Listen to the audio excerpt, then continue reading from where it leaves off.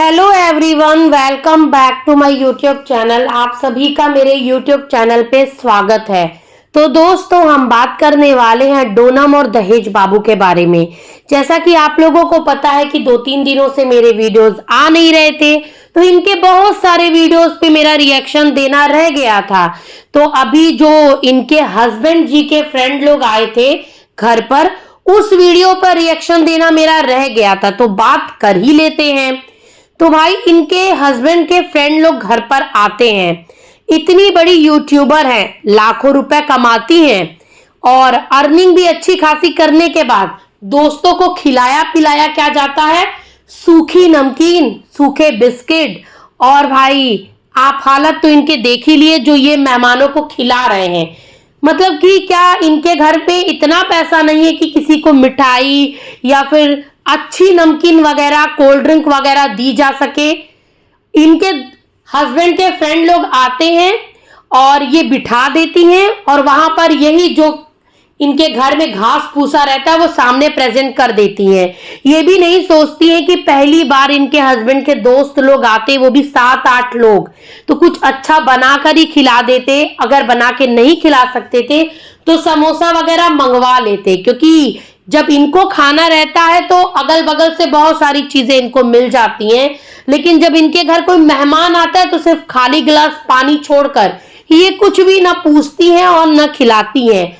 अब मैं तो भूल ही गई, ये वही दोस्त लोग हैं जिनकी बेइज्जती ये भरपूर अच्छे तरीके से करी थी जब इनके हस्बैंड और ये बैठकर अनबॉक्सिंग कर रहे थे गिफ्ट की।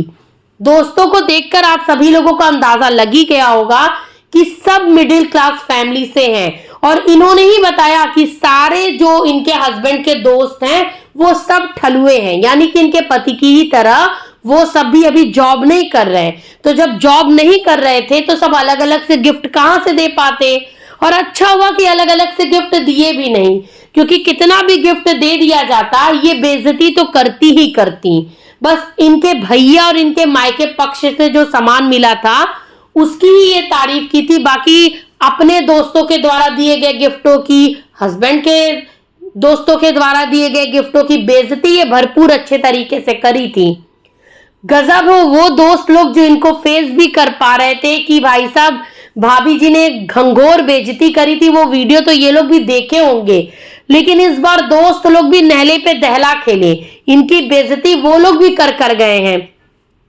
सोचने की बात यह है कि ये अभी मुश्किल से 2 महीने पुरानी बहू है और घर में कोई भी मेहमान आ जाएगा, दहेज बाबू के मम्मी गायब, पापा गायब, भैया लोग गायब, भाभी गायब, सिर्फ यही महारानी बुढ़िया राम आएंगी, पानी लेकर और परोसेंगी। मुझे तो ये नहीं समझ में आता है कि क्या पूरे घर में कोई मर्द जाती नहीं है कि पानी लाकर दे सके। घर की जवान यंग बहू को ही सामने मर्दों के जाके पानी उझिल उझिल के देना पड़ रहा है। हमारे यहाँ तो बिल्कुल ऐसा नहीं होता, लेकिन इनके यहाँ होता होगा भाई साहब। अरे, जब इनके भैया इनकी भाभी से पूरा काम करवाते और उसमें वो शर्म नहीं करते हैं, तो फिर ये कहां से शर्म कर लेंगी, वो भी तो आप लोग देखिए। ये भी तो उसी भाई की बहन है और ऊपर से कमासूद है, तो पति और बाकी घर वाले तो इनके गुलाम रहेंगे ही। भैया, पति के दोस्तों के साथ इनकी जो खिसकड़ईबाजी चल रही थी, जो हंसी मजाक चल रहा था, कहीं से लग रहा था कि ये पहली बार मिली है। जब कोई किसी से पहली बार मिलता है तो संकोच करता है, सामने आने में शर्म करता है, लेकिन हमारी यूट्यूबराइन सोनमिया कहीं पर भी भाई साहब शर्माई नहीं, क्योंकि पहले से याराना है ना सबके साथ।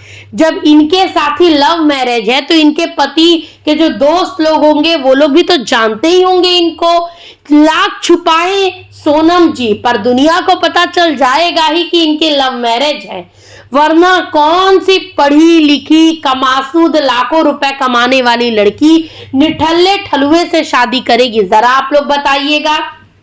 अब बहुत सारे लोग मेरे कल वाले वीडियो में ये कमेंट करें कि आपको ऐसा नहीं बोलना चाहिए, दहेज बाबू नौकरी पाएंगे। तो मैंने कहा कि वो नौकरी नहीं पाएंगे, जरूर नौकरी पाएंगे। जब उनकी मेहरारू उनको पढ़ने देंगी, लिखने देंगी, तब न जाकर वो नौकरी पाएंगे।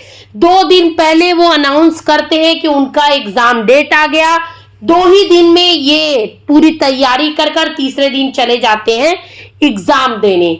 अब एग्जाम का रिजल्ट आएगा तभी हम लोगों को पता चलेगा कि दहेज बाबू आखिर कितना ऊंचा झंडा ऊंचा कर कर आए हैं, कितना नाम रोशन कर कर आए हैं। वैसे तो सोनमिया मन मन में बोल रही होगी कि भैया दहेज बाबू पास ना हो, फेल ही हो जाएं, क्योंकि अगर पास हो गए, नौकरी कर लिए, तो सोनमिया के आगे पीछे कौन लट्टू की तरह घूमेगा, कौन इनका बैग उठा के चलेगा। इसलिए तो बैठकर हस्बैंड जी का दिमाग की दही कर रही थी, उनको पढ़ने लिखने नहीं दे रही थी। अब भाई दहेज बाबू चकचकाता सफेद रंग का शर्ट पहनकर, पैंट तान कर जाते हैं एग्जाम देने, और एग्जाम देकर आते उसके बाद ब्यौरा देते हैं अपनी धर्मपत्नी जी को और बताते हैं ये चीज हम लिख कर आए और ये चीज नहीं लिख कर आए। और टोनमिया तो पन्ना ऐसे पलट पलट कर देख रही थी कि जैसे उसको भी ये चीज की मतलब जानकारी हो कि इसका आंसर क्या होगा। भाई कब से एक मतलब सब्जेक्ट में पारंगत लड़कियां बाकी सब में भी हो जाती हैं। मतलब अगर आप डॉक्टर की पढ़ाई नहीं कर रहे हैं तो आपको कैसे पता चल सकता है कि डॉक्टर का जो पेपर आया है डॉक्टरी वाला उसमें क्या लिखा है।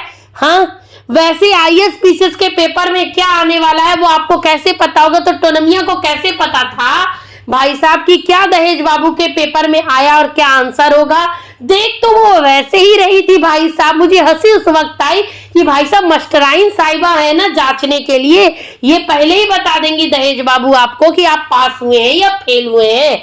अब दहेज बाबू के घर पे कोई भी मेहमान आए, चाहे बहन आ जाए, चाहे फिर रंगीला फैमिली आ जाए, चाहे दोस्त लोग आ जाए, चाहे टोनमिया की दोस्त आ जाए, लेकिन सबको वही सड़ेला सा खराब सा बिस्किट, वही भुजिया नमकीन और वही पानी दे दिया जाएगा। अरे कम से कम फ्रिज दी गई है, कोल्ड ड्रिंक वगैरह रख लो। हाँ, नहीं कुछ रख सकते हो तो भाई साहब मटरी वटरी छान के रख लो, 2-3 तरह की नमकीन तो ला के रख सकते हो। यूट्यूबराइन से सब मिलने आते हैं, फोटो वोटो क्लिक करवाने आते हैं। लखपति यूट्यूबराइन के घर पे जाकर रोडपति से भी कम वाली इज्जत की खातिरदारी होती है। अब लोग बोलेंगे कि आप लोग ऐसा क्यों बोलते हैं टोनमिया को। टोनमिया जो वीडियो में दिखाती है भाई साहब वही आता है हम लोगों को देखने। कम से कम रंगीला फैमिली मिठाई, केला, अंगूर ये तो ऑफर करते हैं, ये तो वो भी ऑफर नहीं करती हैं। जो मन में आता है वो निकाल कर दे देती हैं। आपने देख ही लिया होगा कि किस तरीके से दहेज बाबू के दोस्तों को ना बिना खाए पिए वैसे ही रवाना कर दी और गेट के बाहर तक चली गई थी छोड़ने। अब यही समझ जाइए कि ये कितनी फ्रेंडली और कितनी ओपन माइंडेड बहू है। घर में दहेज बाबू की मम्मी नहीं थी, भैया नहीं थे कि कोई जा सकता था बाहर छोड़ने के लिए, इनका जाना जरूरी था। और दहेज बाबू नहीं बुला रहे थे दोस्तों को, लेकिन ये उनके दोस्तों को एकदम मुस्कुरा मुस्कुरा के बुला रही थी। तो इसको क्या बोला जाएगा, एकदम संस्कारी गुणी लड़की के यही सब लक्षण होते हैं।